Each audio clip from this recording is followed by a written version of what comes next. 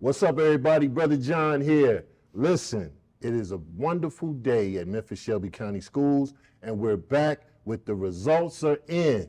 Now what? Part 2. I'm joined by a distinguished, look, these three men next to me right now is about to give a lot of information that I want everybody to pay close attention to. If you could text somebody right now, call somebody, tell them to tune in to 88.5 or Voice of MSCS Memphis-Shelby County Schools on Facebook so that you can get this information. Welcome, gentlemen. Let's start by introducing each other. I'm Sean Page, Chief of Academic Operation.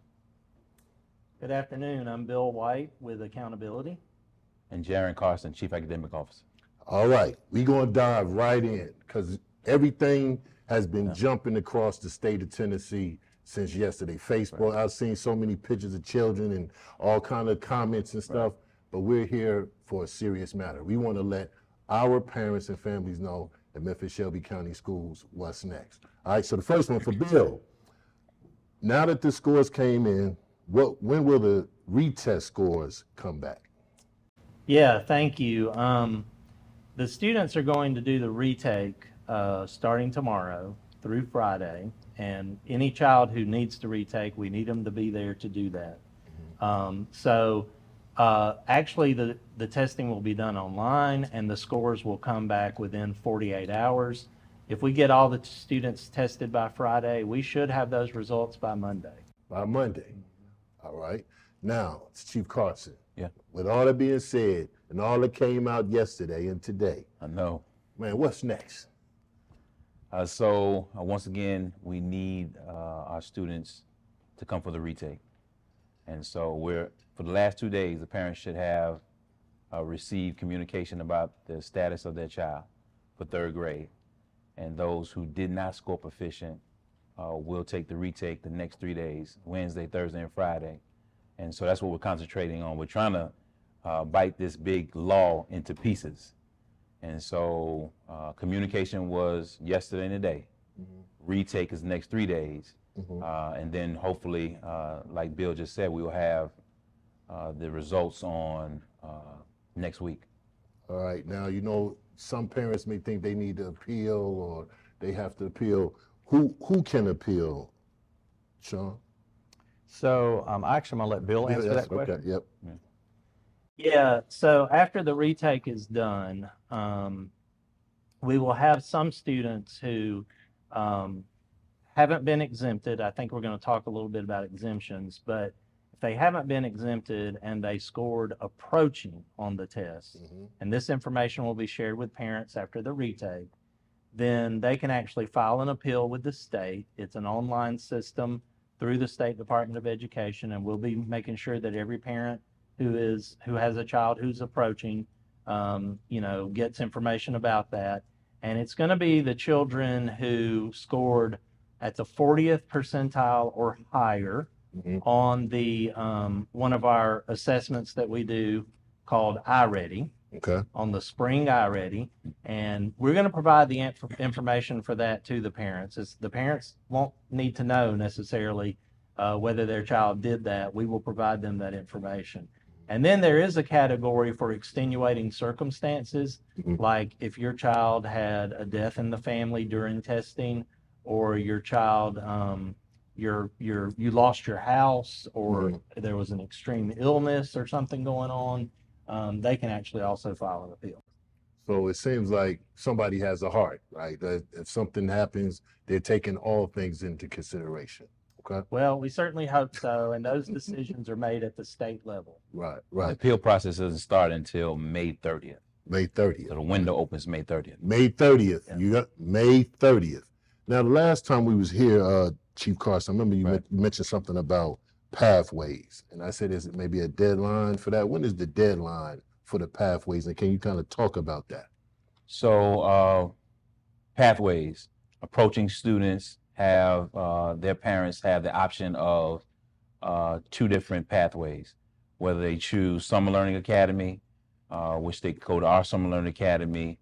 They have to have 90% attendance rate, and then they must show adequate growth during the summer on the post assessment that they take at the last week of a summer learning academy, or the parent can say, hey, my child has had enough this school year. We're going to skip summer learning academy, but we're going to opt into fourth grade with tutoring the entire school year, high dosage, low ratio tutoring. That's for the approaching students. So approaching students have the option of the two. Gotcha. For a below student, and that's our lowest level of proficiency, that child has to do both. They have to do summer learning academy with 90% attendance rate, and then as they move into the fall, being in fourth grade, they're promoted to fourth grade, but they have a year's worth of tutoring as well, high dosage, low tutoring. So what we're saying is for both pathways, for approaching student and a below student, the child is promoted to fourth grade, just with interventions being in place for the summer and the fall. The only way that a child gets retained is that they don't participate in any of the interventions. That's anything. Yeah. Gotcha, man. All right, so you mentioned summer learning. So Sean, can you tell me about the Summer Learning Academy? So Memphis-Shelby County Schools has had one for many years, and we've broadcast on here, and we have other summer programs too, in addition to the Summer Learning Academy. We have summer school, we have athletic camps, but what we're here to talk about today is the Summer Learning Academy, and it is set up for those students who are not proficient on the ELA.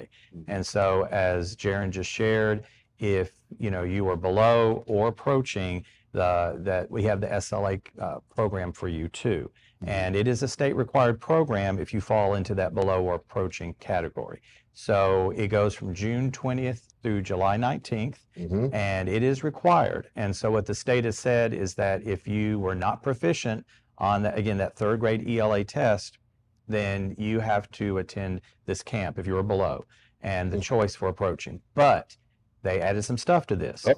So you have to come 90% of the time. It's a 4-week camp, so that means students can only miss 2 days total. Out of the whole camp? Out of the whole camp. So that's very critical, and that's one of the things I want our listeners to hear, is that, if you're one of the, we have kids come into the SLA that are not required, but if, again, you're in the required category, then you've got to come regularly, and you can only miss 2 days. And so you can't, and this is not, I'm dropping my children off when I feel like it. This is like, yes, it's summer camp, but Memphis-Shelby County Schools is taking this very serious. And it's the state. So this is not Memphis-Shelby County Schools. This is in state law. So it can't be where you come 3 days, miss 2 days. It's got to be consistent attendance from June 20th through July 19th. All right.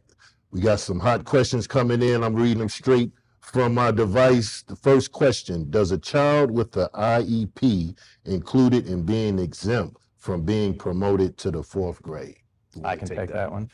So there are definite exemptions in the state law, but none of them, so every case has to be looked at individually. So every IEP, a student has a language plan, which is called an ILP for English language learners. There, it's not just one size fits all. So everything has to be looked at. If a student has an IEP and they have a reading deficit or a deficit area where they have reading goals, or their IEP is directly related to reading, then the team would look at that and they would probably be exempt. But that is where the school's looking at that to determine that. Okay. The second question, I think this one is from Twitter. Student letters didn't specify a score. How do parents find out their child's score? They will find that out after the retake. So those initial letters, we just basically provided the information that your child was not proficient or proficient. And if the child was not proficient, they need to do the retake. After we get the retake scores, we will be able to provide more specificity to parents about what category, like below or approaching, the child is in. And so that will come with communication that we do sometime next week after they've done the retake and after we've gotten those scores. Okay. I want to ask a question because we hear the word growth. We hear minimum growth, a lot of growth, adequate growth. Right. What is adequate growth? Can y'all just break that down? Because when you hear growth, you think, okay, it's better than 1, or 2 is better than 1, 3 is better than 1. But what's adequate growth? Yeah, so adequate growth was actually just defined on last Friday. Okay. And so last time I was here, I was telling you everything was changing. Every day something new was changing. So we finally got a definition for adequate growth And so adequate growth, the state said, is a child must improve by 5%. 5%. 5%. So what happens is they'll take into effect what the child has scored on the TCAP they took in April. And then on the last week of Summer Learning Academy, they will take a test that's similar to the TCAP that they took. It probably won't be more than 20-something questions. And they have a formula now to determine what 5% growth means with the comparison of both tests. And so that just came out on Friday. Just past Friday. Yeah, this came out on Friday. When we received the scores from the state, that definition came out with a PowerPoint presentation of telling us what adequate growth was, and then the formula of it as well. All right, man, it's a lot of information. Ladies and gentlemen, if you're just joining us, the results are in. What happens next? Part 2. All right, we talked to Chief Carson last week in the third grade commitment team. So now we're back. Now that some of the scores have came out. Now I want to keep it moving, but I want to talk about tutoring, because a lot of our families talk about, yeah, my child was in tutoring. They went to tutoring. You know, how can I get my child in tutoring? And what takes place in tutoring? Like how many hours a day? How many days a week? Can you give me like an overall description so that people don't think we're just sitting in the classroom with students and just giving them a couple of questions? So this year, we just wrapped up tutoring a few weeks ago, and we had over 12,000 students in our tutoring K through 12. But what we're talking about today is the state mandated tutoring, which is a little bit different. Break it down for us. So what the state has said is that, again, if you're in that category of students, because we're going to be still providing tutoring across the board. Across the board. So, okay. and that's available, space is available for tutoring based on the number of staff, but we're still planning to provide tutoring. But if your child falls into this category of being promoted, but did not, was not proficient on the ELA, what the state is saying is that that child has to attend 2 days of tutoring a week for ELA for a minimum of 30 minutes. That's from the state. And that's year round. That's not a week. That's not a month. It's that if they are promoted next year, they have to get 2 days a week of required tutoring, whether it's before, during, or after school in ELA for the entire year. Wow, thank you. Bill, I think this one's for you. What will happen with the third grade report cards? Yeah, a lot of our elementary schools on the last day of school, which would be Friday of this week, they like to have the report cards finalized by then and print them out and give them to the kids to take home. And they're still going to be able to do that for every grade except third grade. Okay. So, kindergartners through fifth graders, they'll still be able to do that except for third grade. And the reason being that, again, we've got this retake test going on. We're looking at students' exemptions. There's a lot of pieces to it where we're actually going to have to hold the third grade report cards and get those in the mail by Friday of next week. So Friday, not this week, but next week. And that's because of all of this, that's how we're going to have to handle the third grade report cards this year. And that report card will provide additional information for the parent about where their child stands in terms of below and approaching and the next steps. Okay. And can I add this? You're going to be receiving, as third grade parents, a lot of communication. So what we've got to make sure is that your address is correct, your phone number is correct, your email is correct, because you will be getting a lot of updates from the district via text, email, all of these ways, because parents have got to know the next step. And remember, this is not Memphis-Shelby County Schools. This is state law. So we are just following what state law has told us that every district in Tennessee has to follow. And we just want to make sure that every child, every parent knows what has to come next in this process. And whether that is going to the SLA, the Summer Learning Academy, whether that is the parent deciding they want to do tutoring and they're approaching, but there's choices in here, but the parent does need to let us know. But again, if you know your phone number's changed, your email's changed, your home address has changed, please update the school right now, because we've got to get in touch with you this summer.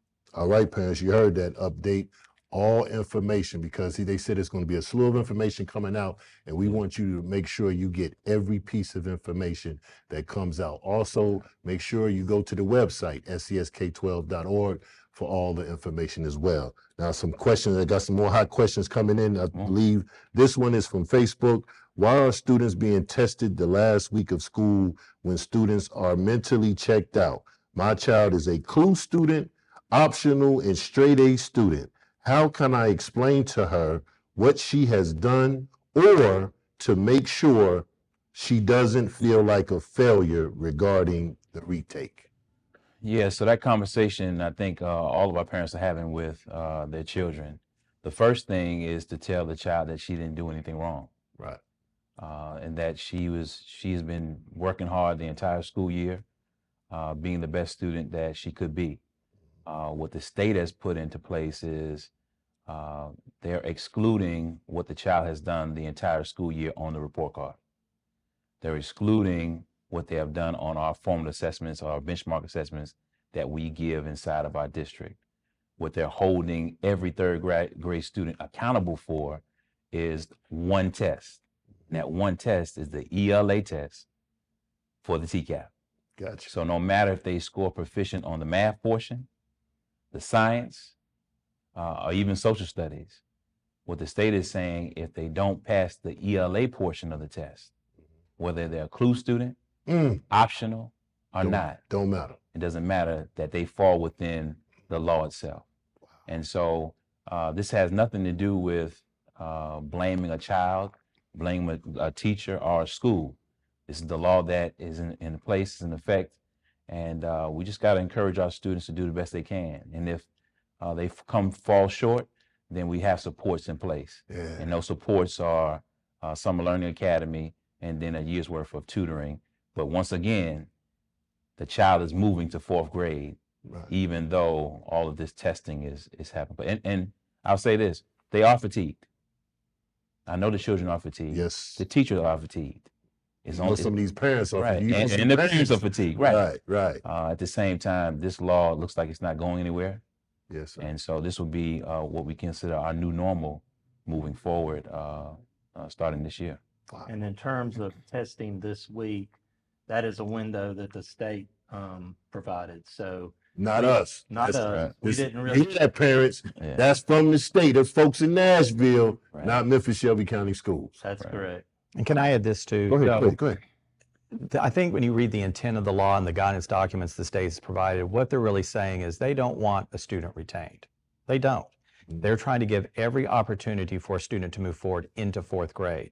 But what that means is, their whole goal is that we have proficient readers that scored proficient on the test. But if you didn't score proficient, what the state is really saying to all districts in Tennessee, all of them, everybody, not us, just us, everyone, is that child has got to have a support.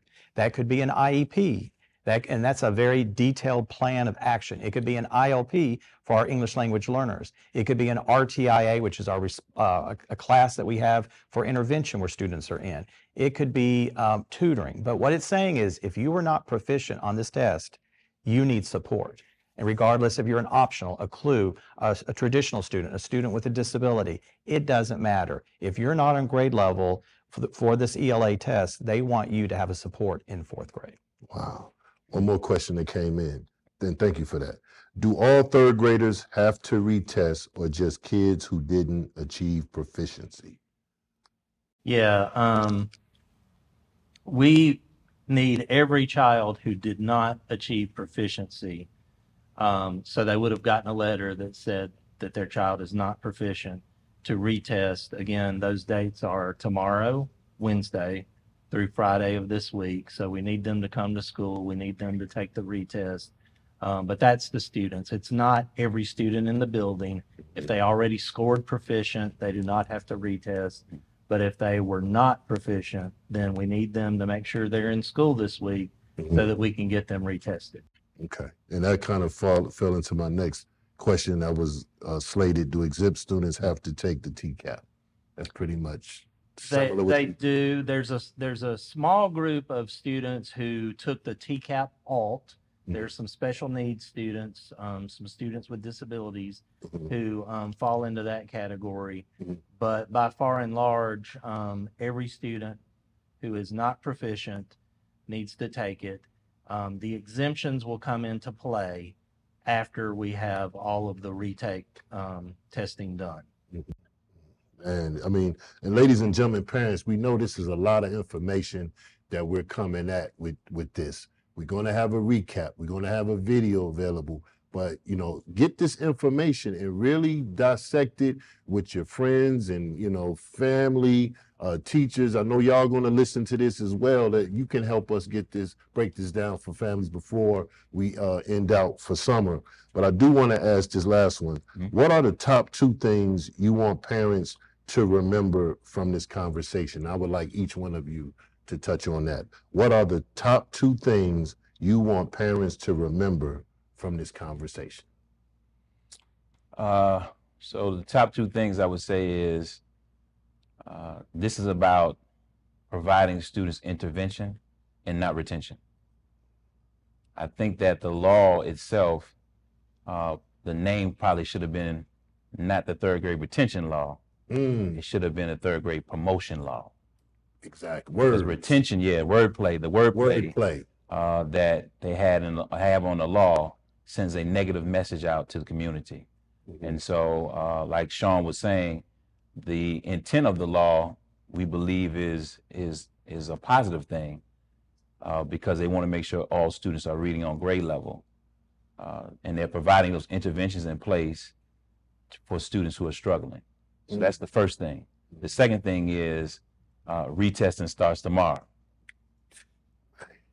That means we need every single student who was not proficient, who got the letter. And if you haven't received the letter yet, you need to call your school immediately. In the morning, call them in the morning because you need to know whether or not your child has been proficient or has to take the retake. But every single child who's received, and parents, if you receive those letters, if you got those phone calls, emails, text messages saying that your child was not proficient, what we need you to do is for your child to be in the classroom tomorrow, either Thursday or Friday, doing the retake. And that's important because if we don't have a score, especially for those who don't have a score, if we have a child who missed the TCAP in April, and the parent might believe as though if the child doesn't take the test, they can be promoted to 3rd grade. Every 3rd grade student needs to have a score in order for them to determine their pathways, whether they are passing or not, and then what the supports are. So this law, you can't run from. Okay. You can't run from it. Can't run from it. Not this one. It's tomorrow, like for real. Right. Man. Bill, what are your two things? Yeah, I had similar thoughts as Chief Carson because I was thinking short term, yeah, we got to get you tested. And you've heard us say that over and over, that the not proficient students between tomorrow and Friday need to get tested. Right. I think big picture, what I would say is we know this is going to be upsetting and frustrating to a lot of parents and a lot of children. And we get upset and frustrated ourselves because of different aspects of the law. However, you don't want your child's value to be summed up in one data point, but that data may have some validity about whether your child needs some support to become a better reader. And thinking long term, you need those skills throughout your life to be more successful. So be sure that if your child's in that category, that you take advantage of the interventions that have been discussed, the summer program, the SLA, the tutoring, and have your child participate consistently in that, because that is, really something that's going to benefit your child in terms of their reading ability. Thank you. Sean, what are your 2 things you want to take away? I think my counterpart summed it up well, but I think right now we have got to be able to communicate with parents. So we've got to make sure that that address, that phone number, that email is right. Oh, look at this camera. So- Say that one more time. So directly to the parents, camera. we have got to communicate with you this summer. And remember, we need you to register and enroll for the 23-24 school year. So if you have not done that, please register in the portal. But for this summer, if you are a current 3rd grade parent and you know your phone number, your email, your any way of communication, your home address has changed, please, this week before school's out, update the secretary at your child's school, let them know, because you'll be getting a lot of communication in the next few weeks, and we've got to be able to reach you. And number two, if you have to go to the SLA and your child scored below or approaching, remember, it is every day. The state is only allowing 2 days out of 4 weeks. That's 90%. So please make sure your child's coming every day this summer. Wow, thank you. Parents, this is a lot of information, and we're going to do our best and make sure that you get all the information you need so that your student can be successful.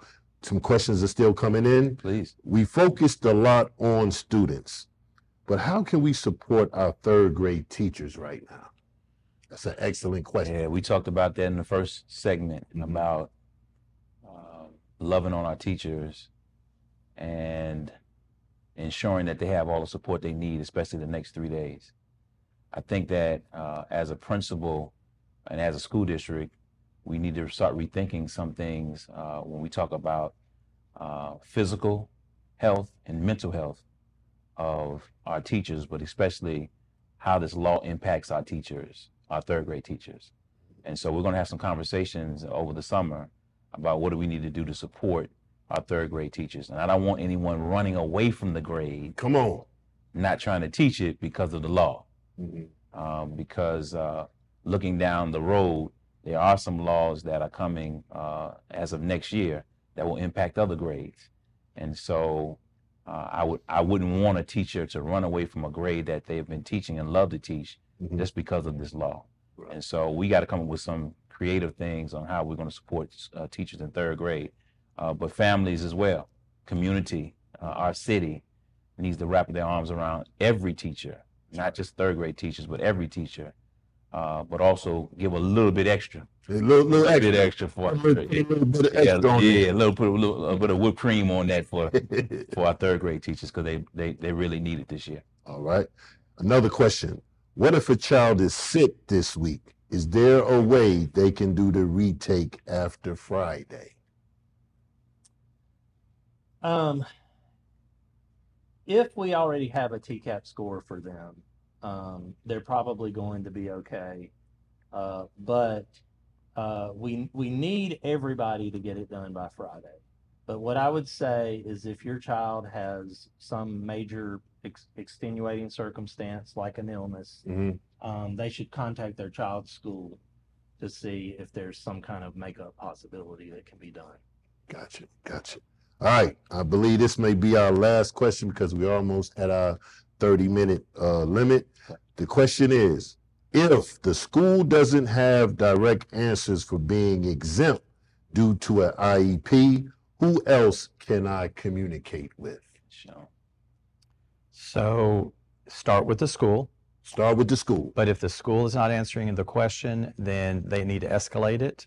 They can call the main number, 416-5300, and there is a help desk that will get it to a SPED advisor, but please start with the school. That's the school's responsibility. Actually right now, I believe all the principals have decided all of the cases. They've reviewed it with their teams. Again, if that is not the case, then please escalate it and call the help desk number. Well, and also I want to remind parents that I know everybody wants to know everything right now. You know we do. Of course. And I understand that. But I would say also be patient, give us a few days, because that communication that we start sending next week will also include that exemption information. Yeah, so keep listening and watching for the information to come out, because the information will be inside the stuff and that's that communication that's so critical that's going out. That is that text, that email, those letters you're going to get. That's where parents are going to be informed. And so that is the piece here, is that the parents will be informed. All right. Now, I was trying to end it, but they said they got one more question. That's fine. What does it mean when a child does not receive a score on the ELA portion of the 2023 TCAP? So again, they've got two chances to get a score. One was the TCAP that they've already taken, and they may or may not have gotten a score for that. Then there's this retake. And that's why we're emphasizing that all these students who are not proficient need to do the retake. If they don't have a score on either one, then they have to be treated as if they were below proficient by the state. Okay. And so we need them to, any child who does not have a score right now, third grade, they need to take the retake the next 3 days. The next 3 days. Yeah, especially if they don't have an ELA. Now, a math one, a math or science don't have a score on that, that's something different.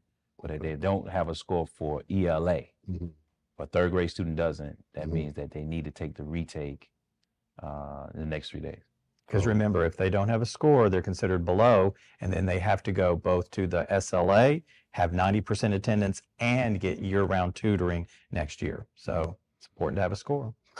Yeah, this is one of those conversations where, you know, it's business, but it's important business, and it's dealing with our students. Right. And I want to personally thank you all for coming to get this information over the airwaves, over social media, because we need to get as many people with this information. And I'm glad you said to make sure your information is updated, parents, so that you can receive it, because I believe it's going to be a lot of information coming out. So thank you so much for the jobs that you do and your teams, because I know you can't do it by yourself. All right. Appreciate Thank you. you. Thank you. And lastly, MSCS is here to give the kids what they need, not to judge them for what they need. Let's finish strong. We are 88.5 FM, C19, and you have been watching The Results Are In. What's Next? Part 2. I hope we don't have to do a part 3, but if we have to do one, we will do one. Thank y'all for listening, and thank y'all for watching. I am Brother John.